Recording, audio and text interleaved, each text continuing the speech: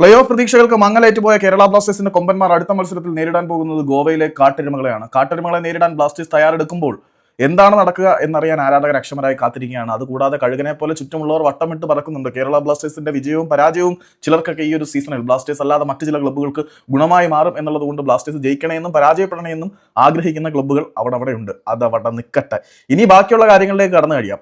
കാരണം കഴിഞ്ഞ സീസണിൽ FC ഗോവയ്ക്ക് വേണ്ടി മനോഹരമായിട്ടുള്ള പ്രകടനം കാഴ്ചവെച്ച മൊറോക്കൻ ഡെവിൾ നോവാ സദോയ് ഇപ്പം കേരള ബ്ലാസ്റ്റേഴ്സിനോടൊപ്പമാണ്.